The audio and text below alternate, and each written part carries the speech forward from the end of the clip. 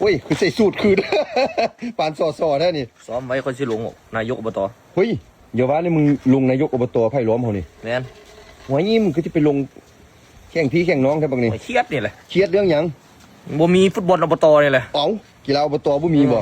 บ่แม่นเพิ่นบ่มีงบมีหยังบ่มันช่วงเลือกตั้งเรื่องหยังบ่เครียดแฮงบ่ได้บ่ได้เขายังมีอยู่เนาะมึงสิไปสู้เขาหรือสู้นามสกุลหยังมึงเนี่ยจะไปสู้สาสอนอุ้ยสาสอนนามสกุลใหญ่ดิ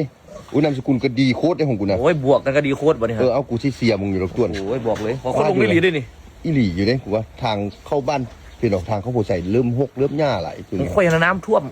ถ้ามึงเป็นเนี่ยกูสิซื้อรถไถให้มึงพัฒนาเด้อโอ้รถถนนหนทางนี่นำข้างทางอย่างตัดหญ้าตัดหยังค่อยสิเฮ็ดเป็นอย่างดีเลยเฮ็ดอย่างดีเลยจบสูงกันโอ้อย่าลืมเด้อพวกตัวมึงจบป.ตรีนะกูลืมไปเนาะไปเฮ็ดป้ายเด้อเฮ็ดป้ายเฮ็ดจะได้เวลาถ่ายรูปติดป้ายเฮ็ดจะได้หน้าตาไปเด้อห้วยมันแม่นบ่ล่ะเขาสิเลือกเอาไปตะโง่หน้าตาเนาะโอ้บ่แน่นะเอาลงอีหลีบ่นี่ตัวไม่ลีเอากูสิซัพพอร์ตมึงเดี๋ยวเฮ็ดป้ายเฮ็ดหยังจะลงนายกอบตโอ้โหบักต้วนบ่ธรรมดาเลยเบิ่งสภาพนี่พี่น้องสุดป้ายหาเสียงเฮ็ดจักป้ายก็ป้ายเดียวเอ้าเฮ็ดป้ายเดียวงบมันมีสำนันเนาะโอ้งบมีสำนันไปขวบได้เมื่อวานอาศัยไอ้น้องหลายสาสอนดีโคตร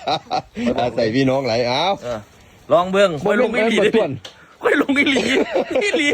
ค่อยลงอีหลีค่อยบอกเลยต้วนมึงบ่แม่นมึงสิลงเงินล้อเอาเงินซื้อบ่ต้วนโว้ยสิล้อเอาเงินจังได๋โอ้ยล้อเอาเงินแล้วบัดคู่แข่งกับเจ้าโอ้ยไปจ้างบักต้วนลงกันนะแบ่งกูได้เด้อเฮ้ยไปจ้างมันจัก 20,000นะบ่ให้มันลงสมัครนี่ลงอีหลีเฮ้ยปานนั้นบ่ต้วนค่อยเบิ่งแล้วโอ้บักต้วนอ้าวเจ๊ไว้เจ้าสิได้ผัวเป็นนายกอบตเลยโพด